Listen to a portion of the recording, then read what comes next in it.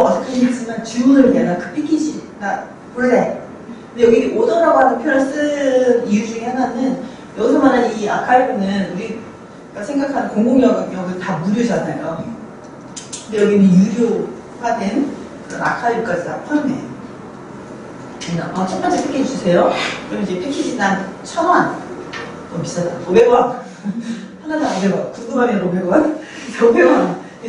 주문을 하면은 그 패키지를 주는데 그때 이름이 또 바뀌었죠.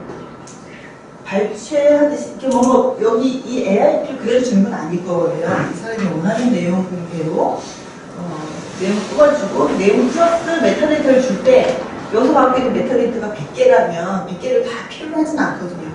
이걸 설명해주는 내용 한 뭐 20개 뭐 이런 정도 주면 되기 때문에 AIP를 조금 수정해가지고 DIP, Dissemination Information, 그러니까 배부 정보 패키지로 만들어서 주게 돼요. 그래서 컨텐트 내용 자체가 변하는 건 아닌데 뭐 물론 개인정보가 들어있으면 이렇게 가리고 준다던가 하는 식의 가공도 필요할 수 있죠.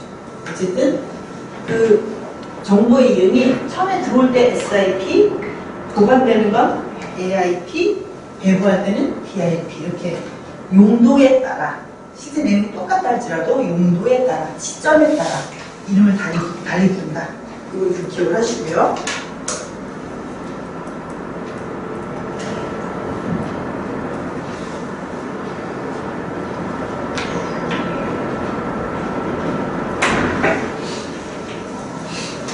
사장의 디테일 모델로 왔어요.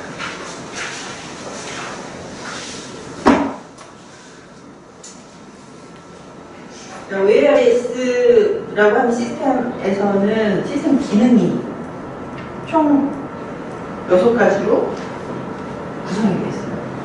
여기가 이제 OARS 시스템이에요. 아까 프로듀서가 SIP를 보내면 얘가 받아서 저장했다가 컨슈머가 큐어리하고 오더를 하면 DIP를 준다고 했었는데 그런 처리를 누가 어떻게 하느냐 하는 게 이렇게 좀 세분화돼서 나타났죠. 제일 먼저 인제스트, 입수하는 쪽이에요. 프로듀서가 SIP를 보내주면 인제스트에서 받겠죠. 받아서 아까 얘기했던 품질 검사 등등등 세부적인 작업을 해요. 작업을 한 다음에 보니까 화살표가 2개로 나뉘었는데 AIP를 만들어서 그거를 아카이브 스토리지라고 하는 기능 쪽으로 보내주고 디스크리티브 인포메이션이라는 걸 만들어서 데이터 매니지먼트 쪽으로 보내준다. 쉽게 생각하면 이거는 AIP 패키지라고 했잖아요. 아까 패키지 기억나죠? 컨테이너 안에 뭐가 있었어요? 컨텐트 인포메이션하고 PDI, Preservation, Description, Information. 그러니까 내용을 하고 메타데이터가 하나의 꾸러미에 뿌려져 있었잖아요. 거기 이제 패키징 인포메이션까지 붙어서 그 꾸러미를 완전식 꾸러미를 만들어서 스토리지에 저장할 수 있는 저장 기능 쪽으로 보내주는 거예요. 그 다음에 여기 패키지 안에 여러 가지 메타데이터가 있는데 그 중에 아까 디스크립티브 인포메이션이 무슨 용도였죠? 이쪽에서 컨슈머가 전에 대체 뭐가 있는지 검색하거나 할 때 보는 정보라고 했잖아요. 그러니까 컨슈머에게 보여줄, 검색할 수 있도록 해줄 정보를 따로 뽑아서 데이터 매니지먼트 쪽으로 보내주는 거죠. 사실 이 정보는 이 정보 안에 들어있는 중복된 거지만 얘는 패키지 안에 묶여있잖아요. 그 중에 일부 빼가지고 따로 데이터베이스에 넣는다. 이거는 되게 스토리지, 파일 시스템 스토리지에 들어가는 거고, 이거는 데이터베이스로 주로 구현이 될 거예요. 그러고 나면 이제 컨슈머 쪽에서 아까 큐어리 한다라고 얘기했잖아요. 큐어리를 해서 얼마 이런 조건에 맞는 패키지 있나 좀 알아봐 주세요 라고 하게 되면 EXS 쪽에서 그게 있나 볼 때 데이터 매니지먼트 쪽에서 받은 디스크립티브 인포메이션을 이용해서 검색을 해주는 거죠. 그다음에 오더를 하게 되면 그 패키지 주세요 라고 요구를 하게 되면 그때는 패키지를 줘야 되니까 아카이브 스토리지 쪽에다가 그 패키지를 보내줄래? 그럼 AIP를 보내주는 거죠. 그래서 그거를 DIP로 만들어서 컨슈머한테 주는 거예요. 이게 심플하죠? 여기는 됐어요. 여기 가리자 메인 네 가지고 위에하고 아래가 있잖아요. 위는 프레저베이션 플래닝. 그러니까 이게 100년씩이나 이런 걸 패키지를 보관하고 있어야 되고 데이터를 보관하고 있다가 컨슈머가 요청할 때 줘야 되잖아요.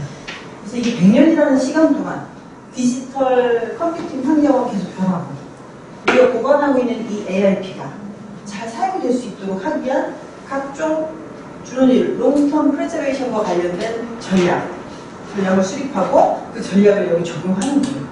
그럼 예를 들면 뭐 포맷을 이게 .hwp 포맷이 위험하다.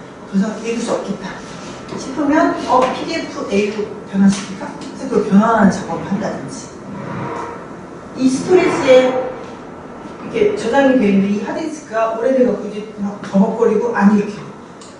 그리고 또 대용량 스토리지가 더 싸게 많이 나왔어. 새로 사야죠. 사고 이거를 ARP들을 이리로 옮겨 심어야지. 그런 식의 여러 가지 계속 시스템을 100년 동안 유지하려면 하드웨어도 바뀌어야 되고 소프트웨어도 바뀌어야 되고 뭐 여러 가지 변화가 있고 디지털 객체의 포맷도 계속 변환시켜줘야 되고 그런 작전을 짜고 실제 실행하도록 하는 그런 기능들이에요. 이쪽은 어드미니스트레이션, 그러니까 전체 운영에 관련된 거예요. 뭐 프로듀서랑 계약을 맺어야겠죠. 그래 너네가 1년에 2번씩 대체로 어느 정도의 용량의 어떤 유형의 디지털 객체들을 보내주는 것으로 또 우리가 보관료를 얼마 받을게. 컨슈머들이 오면 그래 뭐 맛보기용까지는 무료, 오메가까지는 무료로 보여줄게. 근데 그 이상 넘어가게 되면 뭐 1메가당 500원 뭐 이런 식으로 차지, 그러니까 그 빌딩하는 그런 거 관련된 모든 정보 정책을 세우고 실행하고 하는 거예요. 말 그대로 그냥 운영하고 보면 되죠. 스토리지를 바꿔야 돼? 뭐 바꾸는 거 구매하고 구매와 관련된 비용 지불하고 하는 그런 거가 되는 거죠. 어떻게 보면 롱텀 프레저베이션과 관련해서 이게 굉장히 중요한 기능이죠. 이거는 일상적인 실제 객체를 받아들여서 보존하고 있다가 활용할 수 있도록 해주는 메인 모듈이 4개고요. 이거는 이제 운영 쪽에 해당합니다. 지금 이 6개 기능이 있는데 이 6개 각각에 대해서 상세한 그림이 또 뒤에 나와요.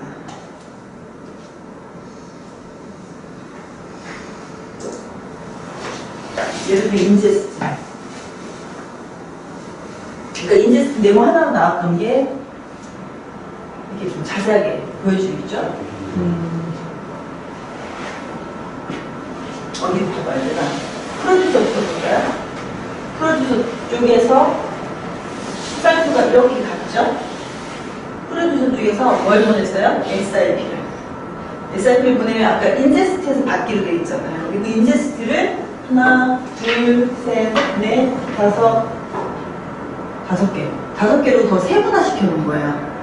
요거 아카이벌 스토리지나 데이터 매니지먼트는 그 6개 중에 하나였어요. 6개 중에 하나. 어드미니스트레이션도 그 6개 중에 하나고 인제스트를 하나, 둘, 셋, 넷, 5개로 세분화 시켜놓은 거예요. 자, 인제스트 내에 리시브 서미션이라고 하는 하위 모듈에서 SIP를 받아주는 거죠. 그런 다음에 그 모듈에서 뭘 줘요? 리시프트 컨포메이션. 그래 잘 받았어 라고 하는 증명서를 보내주거나 또는 리서밋 리퀘스트. 이게 갖다가 사실은 이 다음 단계를 거치는데 받은 놈을 어디로 보내요? 퀄리티 어슈런스, 품질 체크하는 모듈이 있어서 그걸 보내요. 그래서 막 품질을 여러 가지 체크했어. 아까 얘기했던 바이러스 체크도 하고 메타데이터 종합성도 확인하고 그 비트스트림이 온전한가 확인도 하고 확인을 하고 나서 QA 리절트 결과를 줬는데 얘가 리시트 컨포메이션을 줬다는 거는 품질이 오케이 였다는 거죠. 품질이 제대로 안 됐으면 뭘 주겠어요? 좀 이상해, 어머를 이상해, 다시 보내줄래? 이렇게 보내는 거죠. 그럼 다시 SIP를 보내겠죠. 그래서 여기까지는 좀 해결이 됐죠. 그 다음에 그 SIP를 또 어디로 보내냐면 Generate ARP 하는 서브메뉴로 보내요. SIP는 받은 거 그대로고 이제는 ARP로 바꾼다는 거는 우리 아카이브는 이런 식으로 변환시켜서 또 이런 식으로 구조화해서 관리를 해. 이제 패키지 형태로. 밖에서 올 때는 패키지 형태는 아니었을 수 있어요. 근데 여기는 패키지로 만들어서 저장을 해. 컨텐츠. 그리고 메타데이터 쭉 뽑아서 메타데이터 세트에서 이렇게 꾸러기를 만들 거야. 그다음에 그런 구조를 만들어주는 서버 모듈이 있는 거죠. 그래서 제너레이트를, AIP를 한 거예요. 이 결과물은 AIP 만든 거를 제너레이트 디스크리티브 인포메이션 쪽으로 보내주면, 아까 뭐라 했어요? 그 AIP 안에는 컨텐츠랑 메타데이터가 다 들어가 있는데 그 메타데이터 중에서도 컨슈머가 봐야 되는 그 디스크리티브 인포메이션을 뽑아야 된다 했잖아요. 그걸 뽑아주는 것이죠. 그래서 얘의 결과는 디스크리티브 인포메이션이 돼서 걔를 어딘가로 보내주고, 그 다음에 AIP 만든 그 자체도 얘한테 보내줘요. 얘는 그냥 약간 이 아카이브 스토리지하고 사이에서 인터페이스 역할을 해주는, 이게 협력해주는 그런 모듈이에요. 그래서 코오디네이터 업데이트를 하면서 보내주면 얘가 아카이브 스토리지 쪽으로 AIP를 보내주면서 AIP를 좀 저장해주세요 라고 요청을 하는 거죠. 이쪽에서 이제 저장이 잘 됐어요. 그러면 잘 저장이 됐다라고 하는 확인을 해주는 거죠. 또 한편으로는 AIP를 이쪽으로 보내고 요 디스크리티브 인포메이션은 또 어디로 보내요? 데이터 매니지먼트 쪽으로 보내주는 거죠. 디스크리티브 인포메이션 새로 들어온 거 보내줄게요. 이쪽에서 데이터베이스에 이 내용 잘 업데이트 했다 라고 컨펌을 해주는 거예요.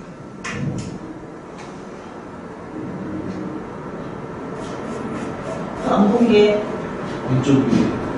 왼쪽은 admin 쪽에서는 뭘 한다고 했어요? 수시로 오딧 리포트를 요청을 한다. 제너레이트 AIP 쪽으로. 아마 이제 AIP, SIP나 AIP에 대해서 뭐가 얼마만큼 만들어지는지 하는 거를 어딘가 계속 아마 카운팅을 해야 될 거예요. 그래서 아까 얘기한 대로 프로듀서한테도 비용도 받아야 되고, 그리고 또 어떤 프로듀서가 어떤 패키지들, 어떤 정보들을 우리한테 맡겨놨는지 하는 게 잘 관리가 돼야 나중에 소유권 등등, 저작권 등등 이런 걸 관리할 수 있으니까. 그런 거에 대해서 실제 제너레이트 AIP 쪽에 실제 AIP로 성공적으로 만들어진 목록들이 여기 있을 테니까 뭐 확인하는 리포트를 요청하고 주고받고 하는 게 있을 수 있을 것 같고, 그리고 뭐 데이터 포매팅, 그리고 다큐먼트의 어떤 스탠다드 정보 뭐 이런 거를 제너레이트 AIP에 준다. 데이터를 포매팅할 때 어떻게 해야 된다라고 하는 어떤 기준값 같은 것을 줘서 제너레이트 그 AIP를 만들 때 그걸 적용하도록 합니다. 그다음에 여기 또 독특한 게 업데이티드 SIP를 보내준다. SIP 이거는 어디서 왔는지 잘 모르겠네요. 그냥 뭐 새로 SIP가 처음에 왔을 수도 있고 새롭게 변경된 이거는 저기고 맨 처음에 들어오면 맨 처음에 들어오면 프로듀서가 보내준 건 이쪽이고 모르겠다. 어디서 업데이트된 SIP를 어드민이 보내주면 또 그걸 받아서 똑같은 처리를 하는 그런 기준이 있어요. 지금 보는 그림은 프로세스가 아니에요. 그냥 모듈, 그러니까 어떤 시스템의 기능 간에 서로 인풋 아웃풋이 어떻게 주어지는가 하는 것만 보여주고 있지만 제가 설명하는 방식은 그게 뭐 이런 식의 순서로 아마 돌아갈 거야. 그러니까 프로세스 식으로 시간의 순서를 좀 설명을 한 거죠. 이런 식의 그림이 몇 장? 6장 있겠죠? 이걸 꼼꼼히 보시면 무슨 구조구나 라는 걸 아실 수 있고, 실제로 이 그림은 2005년도에 대통령 비서실에서 처음 그때 이제 김학의 본인이 있었죠. ISP 프로젝트가 있어서 일단 대통령 비서실 안에 이지원에서 만들어진 문서 등등을 이관받을 RMS 기록관리 시스템을 설계할 때 이 모델을 많이 사용했어요. 그때 당시 ISP의 가장 핵심 이슈는 두 가지였는데, 전자기록이 거의 대부분이니까 전자기록의 진본성을 어떻게 확인하고 유지할 거냐 하는 문제, 두 번째는 장기 보존을 용이하게 하기 위해서는 어떤 조치를 취해야 하는가 하는 문제였거든요. 그래서 이 앞부분에 이런 거, 퀄리티 어슈런스 이런 거 우리는 굉장히 시사받은 바가 많았어요. 그래서 이거에 자세한 그 내용에 보면 아까 얘는 바이러스 체크니 뭐 여러 가지 얘기했잖아요. 그래서 이런 거 되게 강화해서 시스템을 만든 거예요. 그 이전에 뭐 자료화 시스템이나 기록관 시스템에서는 되게 형식적인 거였어요. 비트스트림이 뭐 열리면 끝. 뭐 이런 개념이었다고 한다면, 그거를 그 비트스트림의 무결성 체크하는 거 뿐만 아니라, 여기 메타데이터들에 대한 품질 관리, 그 다음에 특히 바이러스가 혹시 감염된 게 오면 문제잖아요. 그리고 공공경영은 그럴 가능성은 별로 없어요. 원래 업무하는 시스템도 계속 그 보안 같은 거 잘 해서 관리하고 있고, 그렇기 때문에 뭐가 바이러스 하나가 발생하게 되면 뭐 굉장히 많은 문제가 되기 때문에 미리미리 예방도 하고 조치도 취해졌을 거라서 큰 문제는 없을 가능성이 있지만, 이 시스템은 외부에서 올 수도 있잖아요. 그러니까 특히 이제 그런 바이러스 체크 같은 거 굉장히 강하게 필수 조건을 넣어놨죠. 그런 걸 보면서 그러니까 바이러스가 감염된 객체가 들어올 수도 있다면, 들어온 거를 그 아카이브 시스템 안에 바로 넣으면 안 되죠. 바이러스 체크를 하기 전까지는 스토리지가 격리된 상태, 격리된 곳에 두고 있어야 돼요. 두고 체크를 다 하고 감염이 확실하게 안 됐다고 확인이 되면 시스템 안쪽으로 들어와야 되거든요. 그런 식의 어떤 그 기능을 찾아낼 때 굉장히 도움이 많이 됐었고, 요 SRP랑 ARP는 다르잖아요. 다른데, 그때 대통령 비서실에 기록관 시스템 만들 때는 여기에 보면 ARP를 만드는 게 이게 전체가 인제스트 여기고 있어요. 입수할 때 특지 검사한 다음에 바로 ARP를 만드는 거였어요. 패키징을 다 하는 거죠. 그래서 대통령 기록관 시스템은 실제로 입수 단계에 이런 패키지 만드는 작업을 넣어놨어요. 근데 그게 이제 해보니까 이 세상에서 너무 많은 일을 해야 되는 거야. 왜냐하면 우리가 이제 그때 정한 게 아래 한글로 만들어진 문서, 뭐 엑셀로 만들어진 문서 이런 디지털 컴포넌트는 다 뭘로 변환하기로 했어요? PDF A-2로 변환하기로 했고, 그래서 그러니까 원래 아래 한글 PDF A-2로 만들어진 거 메타데이터들 이걸 다 하나의 패키지로 쌓이게 했기 때문에 그 패키지 형태가 또 NU, 엑셀로 된 NU 다 별주죠. 끄덕끄덕. 이 정확히 본 사람들만 끄덕끄덕하네. NU라고 하는 건 막 이런 전략이 다 정해졌기 때문에 이 ARP를 만드는 과정이 되게 복잡했단 말이에요. 그리고 시간도 걸리고. 근데 그거를 인제스트 영역에 넣어놓으니까 입수가 너무 긴 거야. 사실은 여기까지만 끝나는 거죠.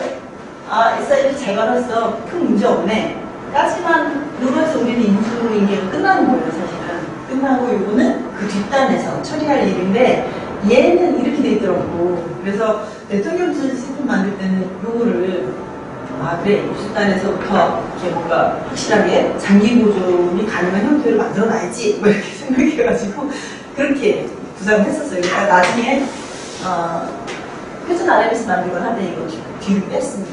프로세스. 그래서 우리 그 공공 영역의 시스템 구상할 때 이거하고 인터파레스를 많이 봤거든요. 그래서 이게 우리한테도 영향을 많이 주는 표준이에요.